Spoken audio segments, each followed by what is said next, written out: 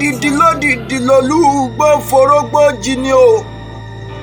Lódìdí lolúgbó fòbí àbàtà jí ni. Lódìdí lolúgbó fòdìdí àtàrẹ jí ni. Lódìdí náà ò mọ̀ fò mèrè jiyàn òkú ọdún. Ọmọ mi o ewé bí Àjọkẹ́ o. Òkú ọdún òsì kú àṣeyẹ òkú ayẹyẹ oríkà ọdún. Àṣèyíṣàmọ́dún o orí rẹ ò ní burú ṣẹ̀dá rẹ ò ní gbàbọdè. Òde tó lọ tó ní dí Olódùmarè ò ní jẹ́ ó bá wọn lọ. Ayé gbádùn rẹ kó Olódùmarè jẹ́ ó gbádùn ayé nínú owó nínú ọlá nínú àìtètè kú tí ṣèbálẹ̀ ọ̀rọ̀ o. Happy birthday to you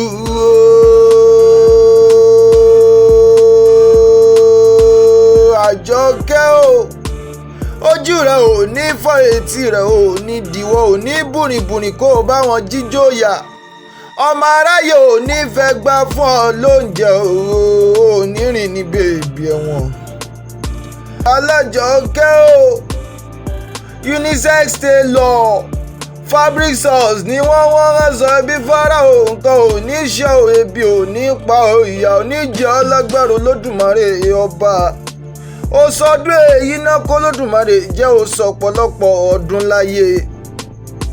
Jẹ́ sáré tètè bọ́ délé àwọn bàbá tó bí ọlọ́mọ ìwọ lọ́mọ jọgbọ̀dé láríkò ọmọ olómi ńlá lẹ́yìn ọ̀dàn.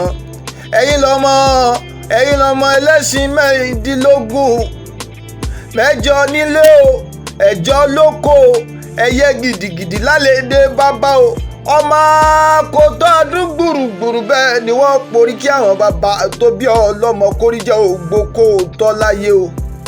Nǹkan ò ní ṣe o wọ́n ní àgbà wọn ní àmọ́ àmọ̀jẹ́ ọdẹ lọ sóko ọdẹ pẹran.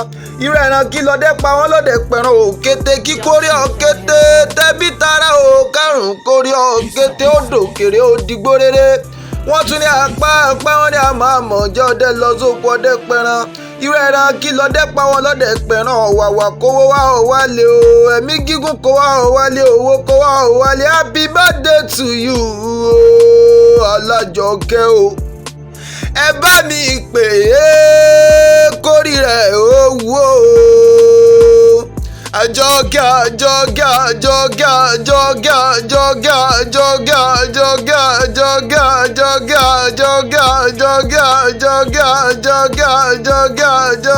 Àjọkẹ́ o. Àjọkẹ́ o kórìjẹ́ ògbókò tọ́láyé o. Ò ní fojú sunkún ọmọ o ò ní fojú sunkún ẹbí lágbára Olódùmarè ọba ọsọdún èyí náà kórìjẹ́ ò sọ̀pọ̀lọpọ̀ ọdún láyé. Happy birthday to you àgbà tailor unisex tailor ni wọ́n bẹ̀ dé Instagram bẹ̀ dé TikTok ẹ bá wọn níbẹ̀ kẹ́ mẹ́sẹ̀gì wọn ò kórìjẹ́ ògbókò tọ́láyé má ṣe gbàgbé o. Aladechanter lèmi jẹ́ o.